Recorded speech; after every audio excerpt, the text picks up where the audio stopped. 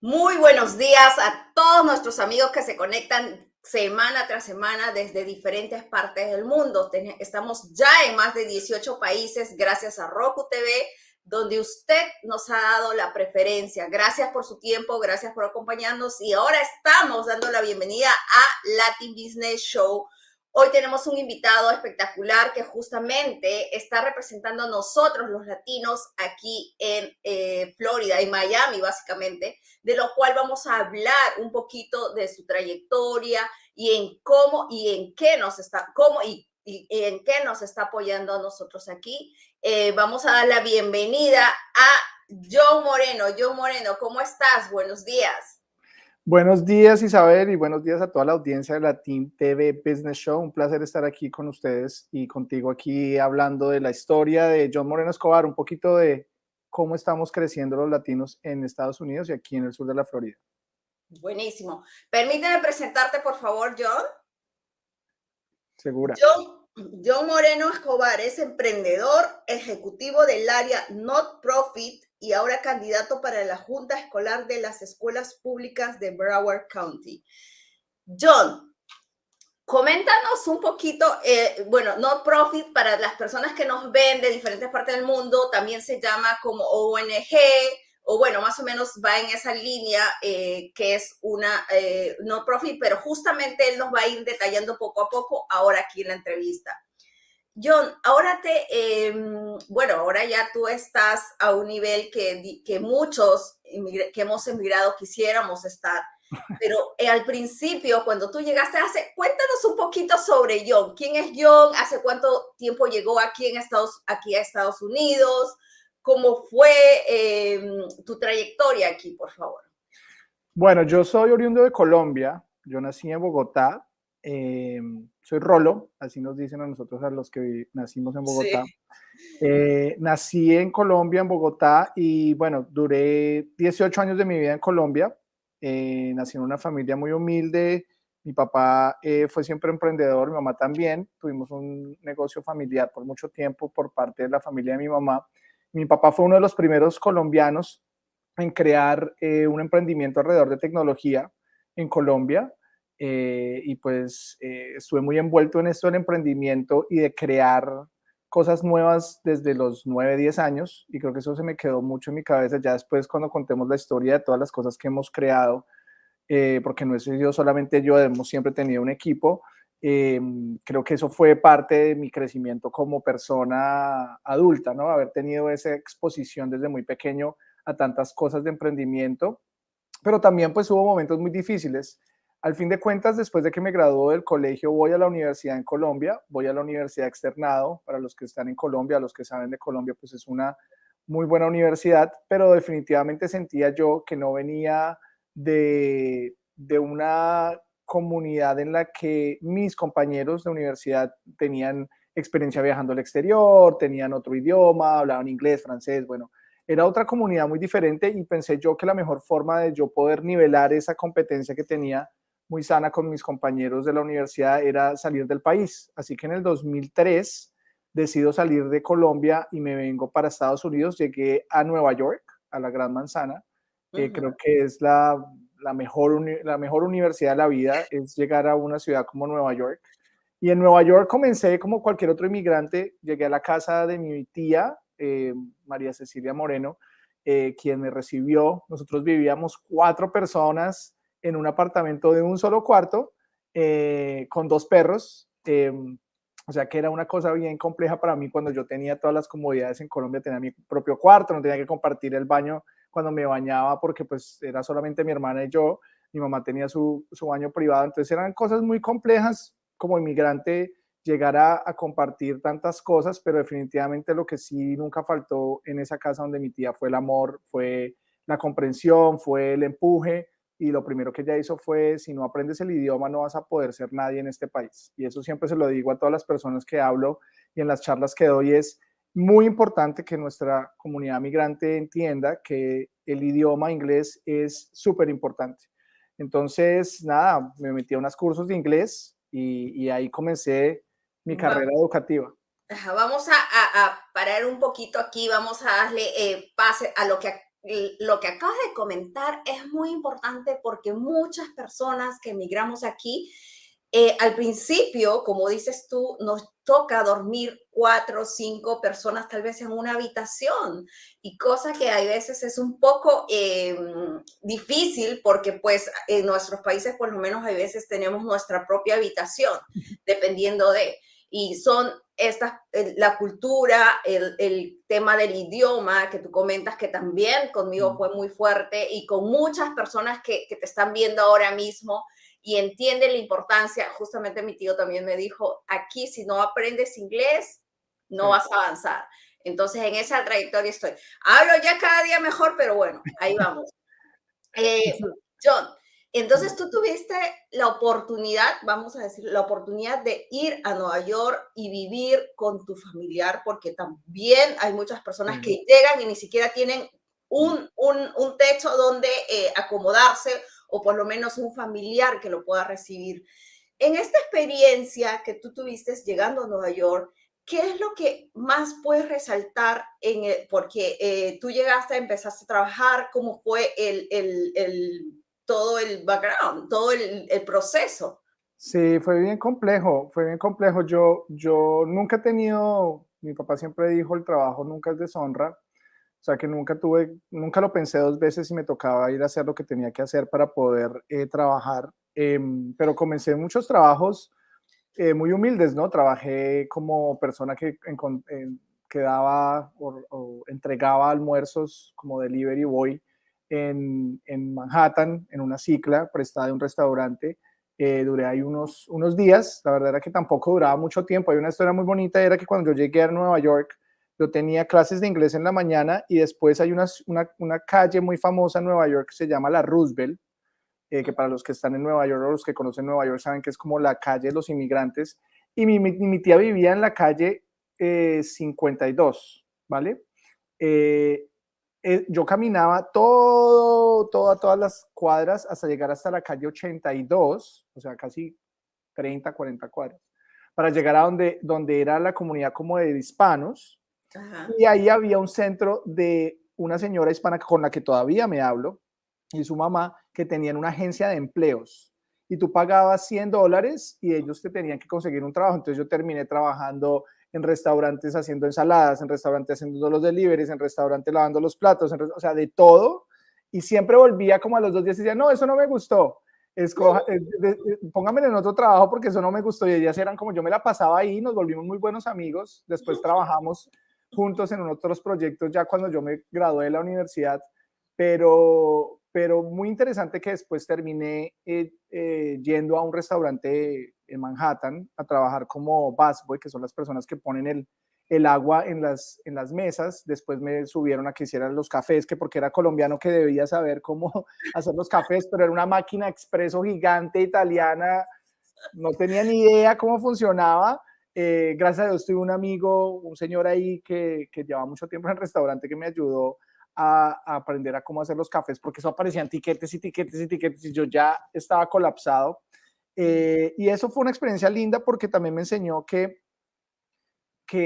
a pesar de que no sabía cómo trabajar o hacer el trabajo, habían personas que te apoyaban sin conocerte, ¿no? Sí. Y sabían cómo era tu historia porque ellos también la habían vivido. Eso era algo muy interesante.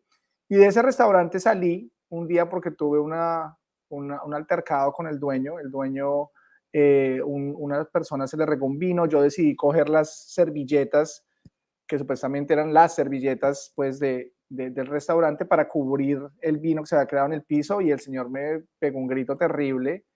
Y la persona que estaba al lado mío, que fue la que se le regó el vino, pues le dijo como no lo trate así, y yo como, ya van a aprender de mi historia, como buen revolucionario pues de no quedarme callado, le dije que no me tenía que hablar así. Llamaron a la policía, Yo no me fui de ese lugar hasta que no me pagaran lo que me debían de mi trabajo. Pero fue una experiencia también muy linda porque aprendí que a pesar de que era inmigrante, de que era estudiante internacional y de que, entre comillas, no podía trabajar, pues igual la policía vino y me ayudó a mí a que mi empleador en ese momento me diera mi salario en cash y yo pudiera irme. Y trabajaba muy duro en ese restaurante, trabajé ahí como unas 3 semanas y después ya tuve un trabajo constante trabajando para una sinagoga judía en sus fines de semana, en sus fiestas. Y ahí, bueno, me dijeron, tienes una mesa. Yo en ese restaurante hacía 15 mesas y en la sinagoga me tocaba una mesa y ganaba mucha más plata. Entonces yo era feliz porque me iba muy bien y me ayudaba a pagar mi universidad en esa época. Así fue los trabajos con los que comencé y fue una experiencia muy linda que me enseñó muchísimas cosas de la persona que soy yo ahora.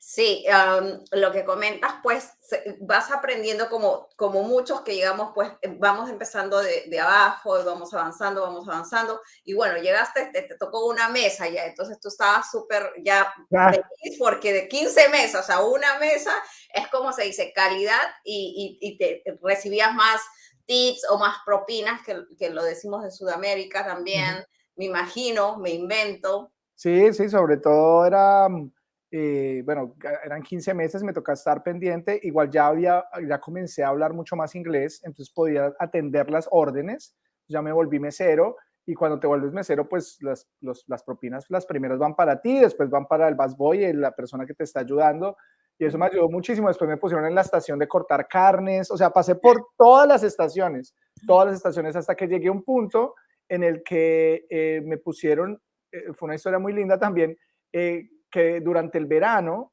pues en Nueva York está el US Open.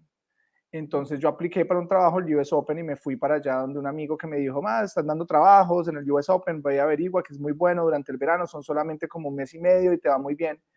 Y me fui, Isabel, y a todos los que están viendo esto para contar la historia, me fui para allá y me dieron el trabajo, me dijeron el otro fin de semana comienzas, y yo, bueno, no sabía para qué era, ¿vale? Yo solamente apliqué, no.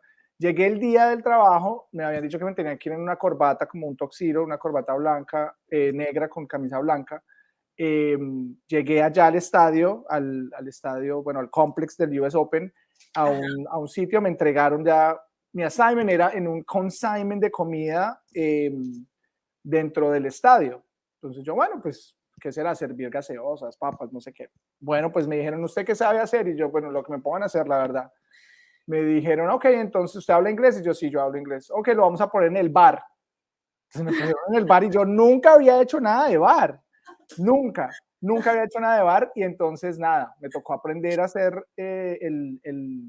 bueno, que además es muy chistoso porque después de muchos años terminé yo en un VIP room con la persona que era yo, me veía mucho en esas personas, una persona que me hacía la bebida del US Open. El US Open tiene una bebida muy famosa que es un vodka que se hace con el vaso conmemorativo del año del US Open, y a mí me tocaba hacer eso ese año, me tocaba entregarles los vasos conmemorativos y no me acuerdo cuánta plata, Isabel, me hice en propinas. O sea, tenía una caja de zapatos y llegaba todas las noches a guardar mis propinas, y cuando terminé el US Open ese primer año, creo que si no estoy mal, me hice casi $5,000 en propinas.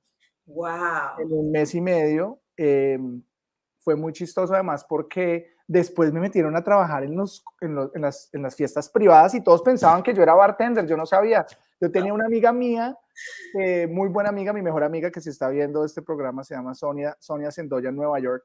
Le mandé un mensaje porque me mandaron en un full bar y una señora me pidió, yo en mi ignorancia, me pidió un Bloody Mary. Yo no sabía que era eso, yo nunca lo había escuchado en mi vida. Y la señora, ok, y entonces yo llamé a mi amiga, yo, hey Sonia, ella también es colombiana, y yo, mira, estoy aquí, no sé qué es un Bloody Mary, y entonces ella por el teléfono me fue explicando cómo hacer el Bloody Mary, y después ya me volví muy, muy crafty, comencé a ver videos en YouTube y a mirar vainas, y me volví bartender. Ese fue mi último trabajo que tuve en esa área del servicio a clientes, bueno, a personas, de hospitality o hospitalidad, que trabajé en Nueva York. Fue el US Open y fui bartender en fiestas donde estaban el alcalde, ¿no? Y yo servía, yo me mentalizaba siempre, quiero estar ahí. Y bueno, hace ya 7 años, 8 años, si no estoy mal, hace ya 8 años que fui a un VIP room, que alguien muy generosamente me dio el acceso y estuve ahí. Fue como un déjà vu, no un déjà vu, como una visión, ¿no? De que esa era la persona que estaba yo ahí. Me acuerdo muy bien que le di un tip como de $100 al muchacho y le dije, yo sé lo que tú estás haciendo, sigue trabajando. Muy importante que siguiera, ¿no? En su estudio, y me comentó que estaba estudiando también en CUNY, que esa es la otra historia, la historia de la educación, que también vamos a tener tiempo de compartirla, me imagino. Ajá. Ay, qué linda historia, de verdad, porque sí, a muchos nos ha tocado estar primero en bueno, en este caso puntual tuyo, pues tú estuviste como bartender, y Aprendiendo. aprendiendo, y después tú querías o soñabas estar en algún momento como cliente y que te atienda otra persona. Entonces, y tú al reconocer a esa persona también darle el tips, el ánimo, no solamente el tips, el ánimo, las ganas de decir, yo sé lo que tú estás haciendo, sigue adelante, pues definitivamente es en ese momento cuando nosotros estamos en ese proceso, porque es un proceso, para todas las personas que migramos es un proceso, pues esas palabras realmente te llenan muchísimo y como que te dan fuerza, energía y dices, wow, sí, creo que lo estoy haciendo bien, gracias. Entonces, definitivamente que nosotros valoramos mucho esas palabras de aliento en esos momentos tan difíciles que estamos pasando o en esos procesos que nosotros estamos pasando. Y no todo fue fácil, ¿no, Isabel? No todo fue fácil. Qué pena que te interrumpa, no todo fue fácil. Hay momentos muy difíciles en los que piensas que no, ¿por qué me vine para acá? ¿Cuál es el sentido de estar aquí? Yo tenía muy claro que mi objetivo, mi sueño americano siempre fue la educación. Yo lo vi muy fácil, o sea, lo entendí muy fácilmente cuando llegué a este país y me di cuenta que la educación era lo que equilibraba el ser inmigrante, el ser hispano, el tener un segundo idioma, era la educación. O sea, cuando llegas al nivel, un nivel cierto de educación, o estás expuesto a muchas cosas profesionales, ese yo pienso que es lo que nos nivela con los americanos o con las personas que nacieron acá. Siento que la educación era mi sueño americano y bueno, ya hablaremos de la educación, pero no fue fácil, o sea, sentí discriminación, llegaba a mi casa exhausto de todos los trabajos que tenía, o sea, definitivamente no fue fácil y el idioma, sí creo que tuve una facilidad para el idioma, lo aprendí al principio, antes de las clases lo aprendí viendo televisión, aprendía los closed captions de las películas y veía los closed captions en el televisor y mis primos me corregían, que era muy importante, me daba mucha rabia como cualquier otro líder, pues me daba mucha rabia que me corrigieran y yo, oh, estos manes, ¿cómo me corrigen si mi inglés es perfecto? Pero no era perfecto. Y eso también es importante, aprendí muchas cosas también de cómo ser líder en ese sentido, de poder contener esa frustración de querer hacer las cosas bien y no poder porque era algo, un proceso, como tú dices, de aprendizaje. Sí, definitivamente. Y John, entonces, bueno, ya lograste estar, bueno, ya llegaste al tema de estar de bartender, llegaste a estar como cliente. ¿Hay algo más que nos quisieras contar en esa transición o para pasar al siguiente tema? Bueno, no, lo último fue que la última historia ahí para contarles rápido es que antes de ya tener un trabajo formal fui a trabajar al edificio de JP Morgan Chase en la ciudad de Manhattan en el 50º piso. Fue mi última experiencia como mesero. Trabajaba en el 50º piso donde conocí al presidente que ahora es el chairman de JP Morgan Chase. Estuve parado escuchando a presidentes, a vicepresidentes, a ministros teniendo reuniones privadas y yo sirviendo los courses que teníamos que servir. Y eso también fue una visualización. Y otra vez pasó que después de muchos años terminé subiendo al 50º piso a un evento de networking con JP Morgan Chase y me acuerdo muy bien que vi a la persona que manejaba todo lo de los servicios de meseros y lo saludé y se quedó así como, Johnny, ¿tú qué haces acá? Después como de, no sé, como unos 7 años también. Y dije, bueno, pues yo seguí mi camino, o sea, esto era una parada. Yo siempre le digo a la gente, piensen que eso es una parada en su proceso, que me pareció muy lindo lo que dijiste, es un proceso, es un proceso largo y hay que mantener la cabeza muy enfocada en lo que uno quiere hacer. Eso fue como el final, yo creo, de todo eso.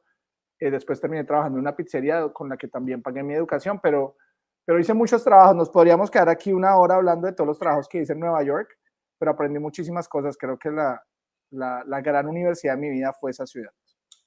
Buenísimo. Otra cosa que les quiero comentar, por ejemplo, hubo una etapa de mi vida donde yo vendía tazas y polos, pero yo lo vendía desde una manera tan feliz, porque yo en ese momento, o sea, en mi mente, yo no estaba vendiendo tazas y polos, o sea, yo estaba juntando el dinero para algo que yo quería realizar, que era un curso de transformación personal que fue muchos años atrás, y entonces yo ya tenía, o sea, si bien cierto, vendía las tazas y polos en ese momento, pero en mi mente yo ya estaba o sea, participando en ese curso, o sea, viviendo la experiencia y todo lo demás, y eso es lo que siempre digo, o sea, en el momento, hay momentos difíciles o procesos difíciles en la vida, que si, o tal vez en estos momentos estás haciendo un trabajo que no te gusta, o sea, piensa que ese trabajo te está dando la oportunidad para llegar a donde tú quieres llegar, o sea, si piensas de esa manera, no vas a estar frustrándote en lo que estás haciendo en ese momento, sino ya tu mentalidad está en lo que tú quieres lograr en el futuro y en tu visualización, como dice John. John, entonces, llegaste a la Gran Manzana, hiciste varios trabajos. Nos comimos la Gran Manzana, no la comimos. Entonces, hiciste varios trabajos, como muchos.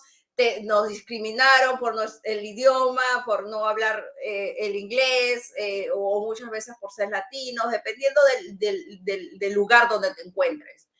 Después, ¿qué fue de John? ¿Cómo llegó ahora a tener el not-profit? ¿Cómo fue todo este proceso, por favor? Nada, entró a la Universidad Pública de Nueva York, CUNY, que es la universidad pública más grande de los Estados Unidos. Tiene aproximadamente casi 775,000 estudiantes, según el último número que vi. Yo creo que ya habrán pasado ese número hace rato.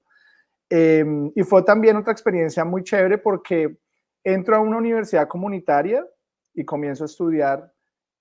Por supuesto, me dan palo con el inglés. Entro a clases de finanzas, de negocios, y me toca hacer ensayos, me toca hacer presentaciones y fue muy fuerte. Tuve un profesor que fue un muy buen mentor mío, que fue el profesor de negocios que me corregía y me ponía rojo en todos los papeles y me desesperaba. Yo, Dios mío, ya no sé qué más escribir, no sé cómo escribir.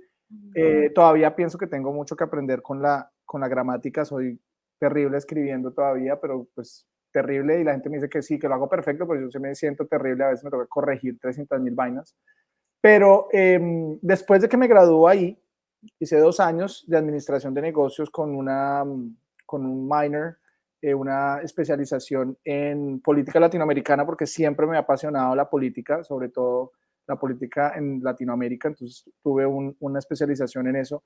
Después de eso voy a la universidad de 4 años, a la universidad se llama Baruch College, que es el Harvard de CUNY, así es como lo llaman. Entro a la universidad y ahí pasa algo súper chévere, y es que entro a la otra pasión de John Moreno Escobar, que es el fútbol. Yo en Colombia jugué fútbol toda mi vida, llegué a jugar en las divisiones inferiores de varios equipos, y como no había podido hacerlo, o sea, jugaba como esporádicamente los fines de semana, pero no tenía algo así muy como profesionalizado.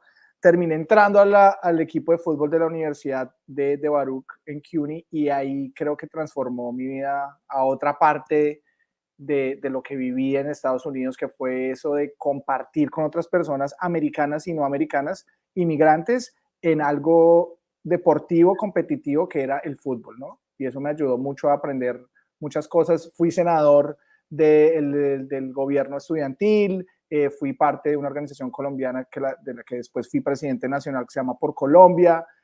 Comencé a aprender muchas más habilidades blandas que me ayudaron muchísimo para ahora cuando me vuelvo ejecutivo. Pero en el segundo año de mi universidad decido abrir mi primera organización sin ánimo de lucro, que se llama Latino Youth for Higher Education Program, o como Juventudes Latinas para la Educación Superior, y comenzamos a trabajar con comunidades inmigrantes en Nueva York, y esa es mi primera experiencia como emprendedor. Duramos ahí 4 años, ahí es donde conozco a mi mejor amiga, a mis 2 mejores amigas de toda la vida, que me ayudan en ese proceso. Y bueno, esa organización fue de verdad el catalizador para crear otras cosas más adelante. Ya a los 2 años después de que salgo de esa organización y termino mi graduación como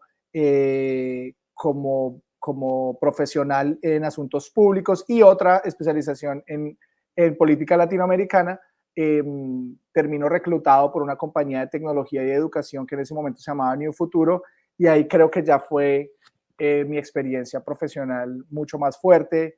Viajo por todo el país ayudando a la comunidad inmigrante, específicamente hispana, a prepararse, aplicar y pagar para la universidad. Conozco muchos presidentes de muchas universidades, conozco todos los sistemas de educación de la mayoría de educación pública, el de California, el de aquí del sur de la Florida de Miami, el de Broward, el de Houston, Texas, el de Chicago. ¿Cuál me hace falta? Creo que son los que conocí o los que he conocido más cerca. Y pues eso es el catalizador otra vez de esta es mi pasión. Mi pasión es ayudar a jóvenes hispanos, a sus familias, a que entiendan cómo la educación puede ser el gran diferenciador para el éxito de ellos. Y esa se vuelve mi pasión. Y llevo ya aproximadamente 12 años como ejecutivo.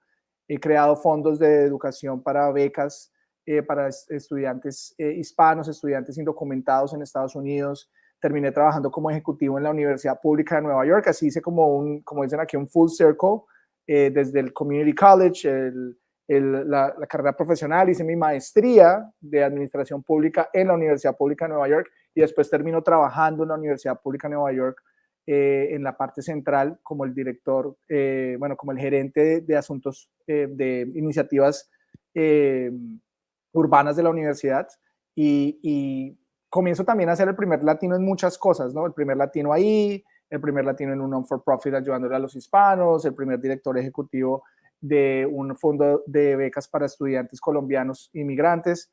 Entonces fue una experiencia increíble y todo pasó en el transcurso de 5 años. O sea, mi carrera sí subió como un rocket launch, y en 5 años creo que tuve toda la experiencia muy joven. Además, tenía menos de 30 años. Y ahora tengo 38 y bueno, ahora estoy involucrado también en la educación, que ha sido mi pasión siempre. Ok, John, hay que comentarles a las personas que también nos ven si es cierto, aquí hay muchos latinos que no cuentan pues con los papeles, entonces no por ello no puedan dedicarse a estudiar o tengan que dejar de estudiar o tengan que dejar ese privilegio de estudiar. Más o menos cuéntanos un poquito a grosso modo cómo era ese trabajo tuyo. Sí, bueno, estaba como en 3 partes, ¿no? Primero eran los estudiantes que existían o que existen en nuestro sistema de educación escolar, y poderles explicar a ellos que ellos tenían acceso a la educación superior sin importar de su estatus migratorio, ¿no? Entonces, ellos encontraban que eran lo que nosotros llamamos dreamers, o estudiantes sin documentos, y lo encontraban en 11º, 10º grado y decían, no, ya no quiero ir a la universidad porque no voy a poder ir porque no tengo documentos. Y lo que nosotros hacíamos era educarlos de que sí, ustedes pueden ir y educar a sus padres a que sí, su hijo o su hija puede ir a la universidad y es posible. Hay becas, hay acceso, hay unas universidades que no miran tus documentos, puedes seguir estudiando, puedes seguir siendo exitoso con tu estudio después de que te gradúes de la universidad, del colegio. Después era ya la experiencia de los padres, ¿no? De esos mismos que querían también volver a la universidad o querían hacer unas clases de inglés, unas clases de profesionalización, también se les daba la información sobre cómo hacerlo en su idioma, en español y también en inglés. Entonces ha sido, porque todavía lo sigo haciendo, ha sido una experiencia muy linda y espero seguir haciéndolo por muchos años más porque me parece que es extremadamente importante. John, ¿esta es tu profit o esta es la que tú trabajabas para otra empresa? Han sido muchas en la que estoy en este momento, que es un non-for-profit, es una fundación, se llama la Fundación YB o la Fundación YV pequeña.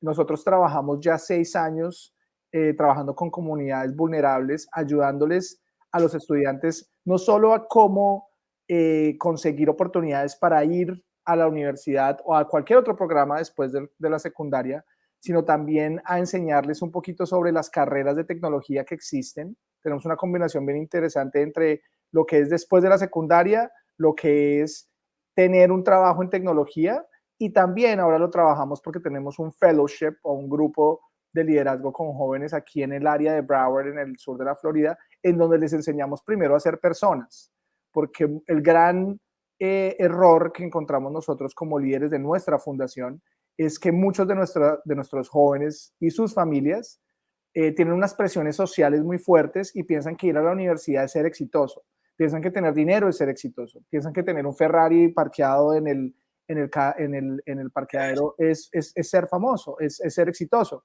Entonces, eso no es verdad. El ser exitoso es saber quién eres tú. El ser exitoso es saber cuáles son tus valores, cuáles son tus objetivos, cómo estás gastando tu dinero. Eso es ser exitoso, es poder manejar tu dinero y poder crear riqueza para que cuando tus hijos estén después más adelante, ellos puedan tener esa riqueza y disfrutarla, y ellos puedan entender que es algo generacional, lo que se llama la riqueza generacional, que no creamos en nuestra comunidad latina y negra y inmigrante, y nosotros por medio de nuestra fundación intentamos educarlos primero en eso, en cómo ellos pueden ser líderes, entendiendo cuáles son sus valores, cuáles son sus retos y cuáles son sus áreas en las que tienen que mejorar, y también cuáles son sus valores como personas, cuáles son las cosas que hacen bien y cómo lo pueden seguir perfeccionando.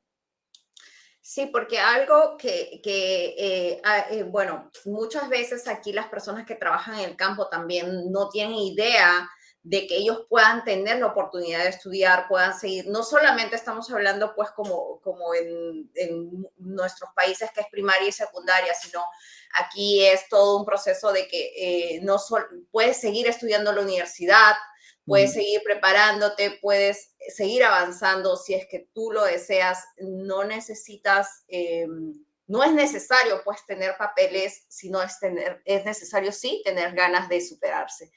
Ha sido un proceso también no fácil poder contactar a estas personas y que ellos sigan estudiando, ellos quieran seguir avanzando. No, es una prioridad. Nosotros viajamos, bueno, yo he viajado, digo nosotros viajamos porque lo hicimos al principio con la primera organización en la que trabajé, en la que les conté de tecnología de educación. Nos viajamos por todo el país e hicimos encuestas para los papás y los familiares, y la educación, habían dos cosas que ahora ya lo vamos a ver, o ustedes lo han visto, que es la comunidad hispana inmigrante tiene dos prioridades en su vida, o bueno, tres. Una es seguir su núcleo familiar. O sea, la familia es algo increíblemente importante en la comunidad hispana.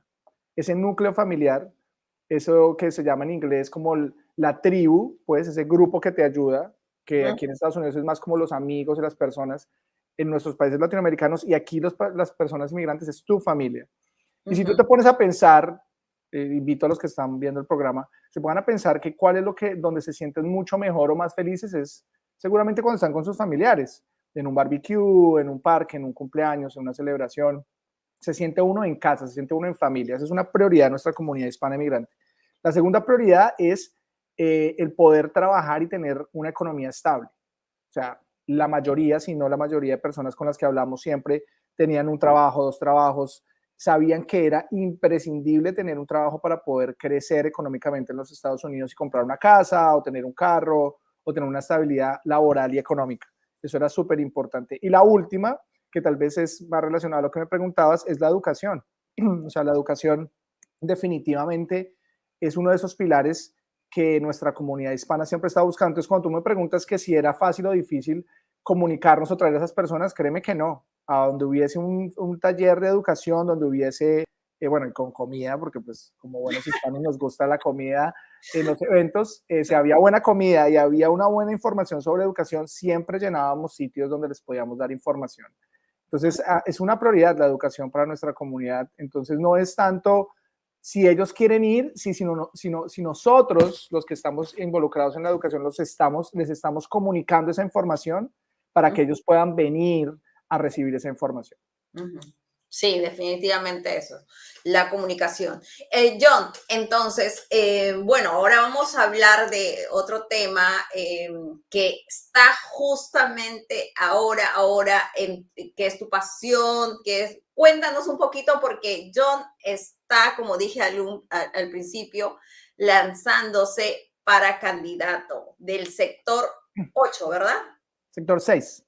Sector 6, Sí, perdón. sector 6. No, está en el Cuéntanos un distrito 6. poquito cómo es todo este proceso para que muchas personas porque te están viendo aquí en Estados Unidos también, muchas personas que hemos migrado, muchas veces no tenemos idea de lo que nos están hablando. Entonces, y justamente yo le soy sincera, una de estas personas que no tenía idea de que podía votar en los colegios o bueno, para esto, John, adelante.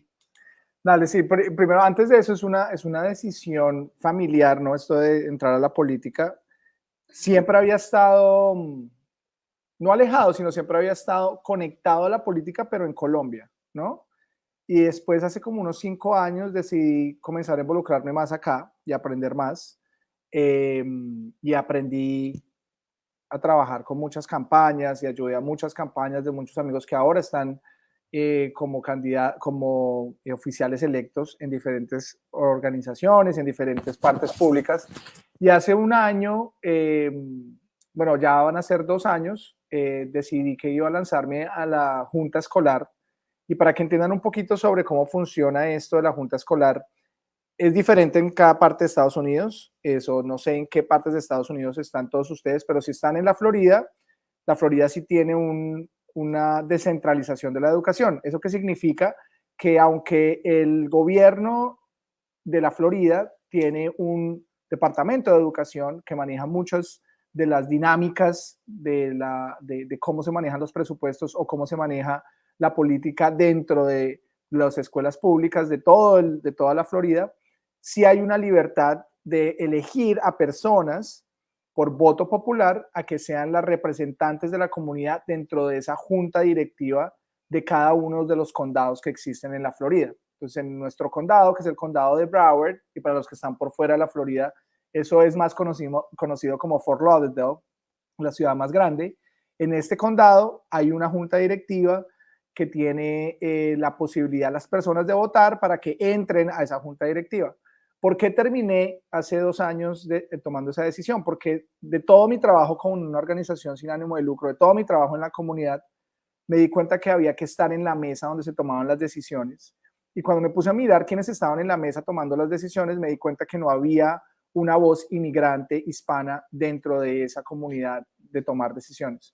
Y un amigo mío, que es muy famoso aquí en Florida, que es un senador de la Florida, alguna vez dijo, o estás en el menú o estás en la mesa. Y cuando no estás tomando las decisiones, estás en el menú. Cuando estás tomando las decisiones, estás pidiendo el menú. Entonces, es una cosa muy diferente cuando estás en posiciones de liderazgo y decisión. Entonces, decidí hacerlo. Desafortunadamente, cuando decidí hacerlo, tuve un percance de salud, tuve un aneurisma cerebral, tuve una cirugía de un aneurisma en la cabeza y me tocó dejar un año de reposo, de tranquilidad. Pensé que no iba a volver a lo de la política, dije, lo voy a hacer más adelante, pero después tuve llamadas y llamadas de personas de la comunidad que me decían, por favor, lánzate otra vez, eres un hispano, estás metido en la educación, llevas muchos años trabajándolo, puedes ser un buen candidato, hazlo. Y pues bueno, le pedimos el permiso a la otra mitad, que es mi esposa, Jennifer, que si está viendo esto, le mando un beso gigante. Ella fue la que tomó la decisión en realidad, porque al final de cuentas uno puede tener esa pasión por la política, pero los que llevan más el peso es tu familia, si tienes hijos, tu esposa, tu esposo, tu pareja y definitivamente la familia en general, ¿no? Entonces mi esposa tenía que habilitarme para eso. Ella no era una persona muy aficionada a la política, ahora sí la veo corriendo, recogiendo firmas, porque estamos recogiendo firmas para entrar al tarjetón. La veo hablándole a todo el mundo, mi esposo está corriendo para el school board, se volvió, le digo yo, la gerente de la campaña sin pago como gerente, pero la gerente de la campaña, y ha sido un proceso muy bonito y ahora la invitación es a todas las personas que viven aquí en Broward, en el distrito 6, ya para terminarles de explicar, en nuestro condado de Broward hay 7 distritos, hay 7 personas que representan cada uno de esos distritos y después hay 2 personas que representan todo el condado. Entonces tenemos 2 personas que representan todo el condado y 7 personas que representan cada una un condado. Yo me estoy lanzando para representar el condado 6, que es la ciudad de Weston, la ciudad de Plantation, la ciudad de Davie, la ciudad de Sunrise, que es donde yo vivo, y la ciudad de Cooper City, en donde hay aproximadamente 186,000 personas habilitadas para votar, entre ellas la mayoría hispanos. Buenísimo, sí. Aquí en Florida estamos la mayoría hispanos, por eso justamente la última elección fue muy reñida, la última elección presidencial fue muy reñida aquí en Florida. Y que valga acotar antes de todo, Isabel, agradecerte a ti también que has estado involucrada como amiga y dándome consejos de cómo manejar la campaña con todo esto de los medios y esto, ya, o sea, me regaña porque no he podido crear mi kit de media, pero te lo juro que antes de que se acabe este mes, o sea, el domingo lo vas a tener en tu correo, pero también quiero agradecerte personalmente por estar ahí pendiente y ser una consejera, porque a veces uno necesita que escuchar de otras personas que tienen la experiencia. So, gracias. Un placer para mí. Y yo les voy a decir desde mi experiencia por qué es un placer apoyar a John. Yo particularmente, Isabel Borden, estoy apoyando, no estoy hablando de la empresa, yo, Isabel Borden, estoy apoyando a John. ¿Por qué? Primeramente, porque es latino. ¿Ok? Número 2, tiene el plan que justamente nosotros los latinos necesitamos aquí para estar como más apoyados, para sentirnos más apoyados, porque yo les voy a hablar desde mi experiencia. Yo llegué a la escuela porque tengo un hijo, fui a la escuela, no hablaba muy bien inglés, por no decir nada. Entonces tenías número uno, el problema de que nadie te hablaba inglés. Y estábamos aquí en Miami, pero en las escuelas mayormente hay de otras nacionalidades que no hablan español. Entonces, de lo que yo he vivido, estoy hablando de Fort Lauderdale, estoy hablando que estuve aquí en Hollywood también, entonces de diferentes ciudades de aquí Miami.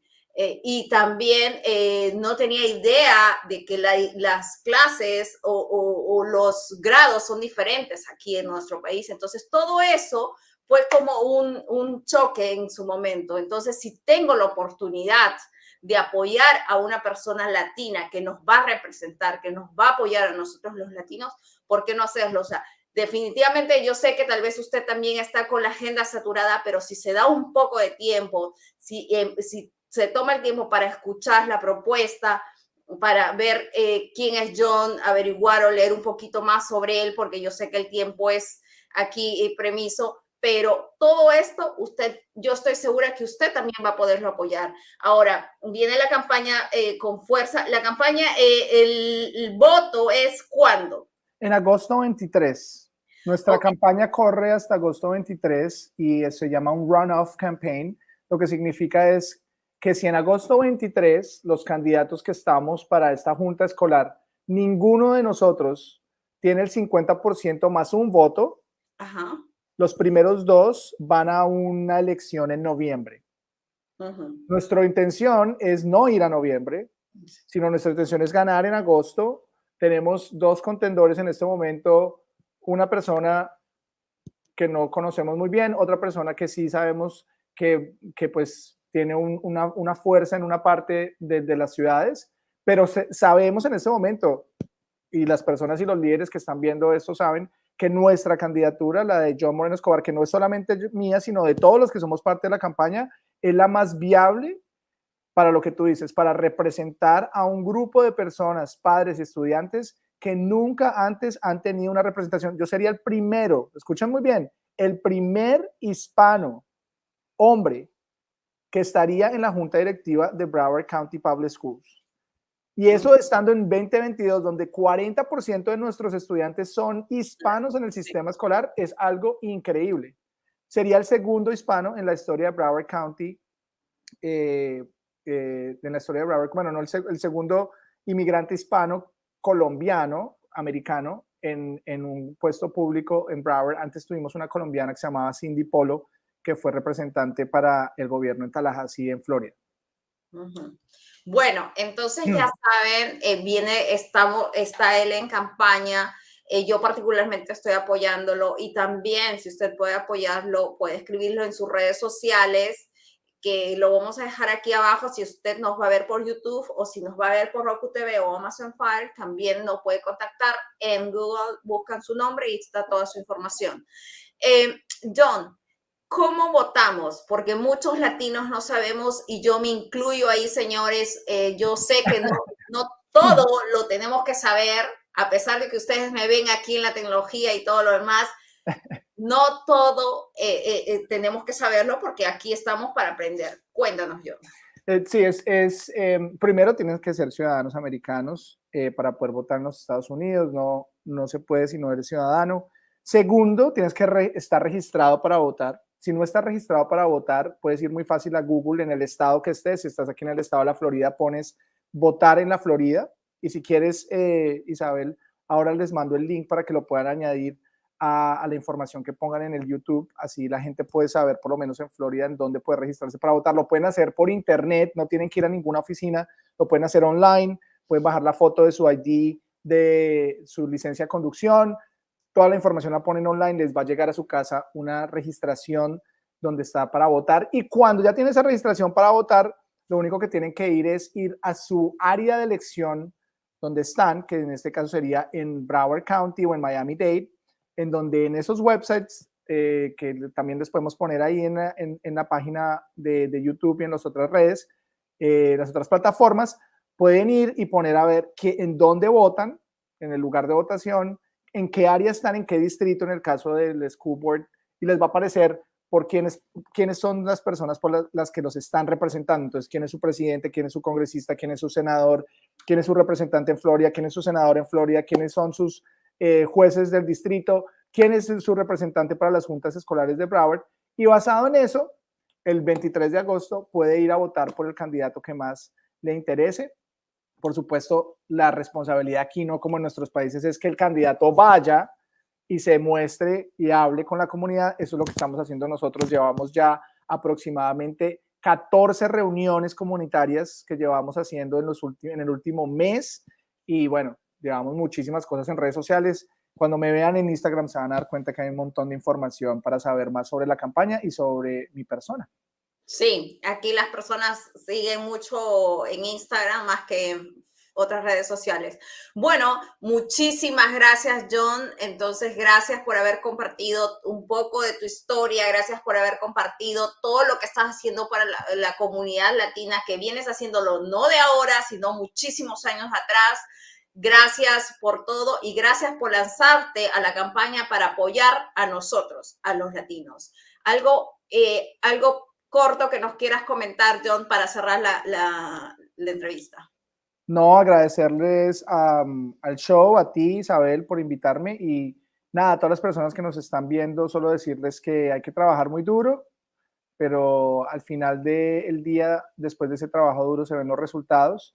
Y para los que ya están en un nivel así como el que tal vez dice Isabel que yo tengo, yo me siento todavía como que estoy en el mismo nivel siempre, pero si están en ese nivel, solo ojalá podamos conectar, ojalá podamos conocernos y seguir ayudando a otras personas.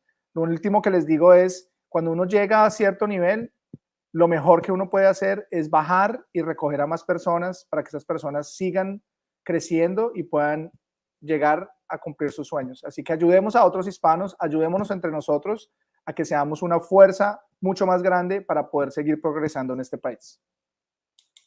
Excelente, muchísimas gracias, John, y muchísimas gracias a usted que se conectó como todos los sábados aquí en Latin Business Show.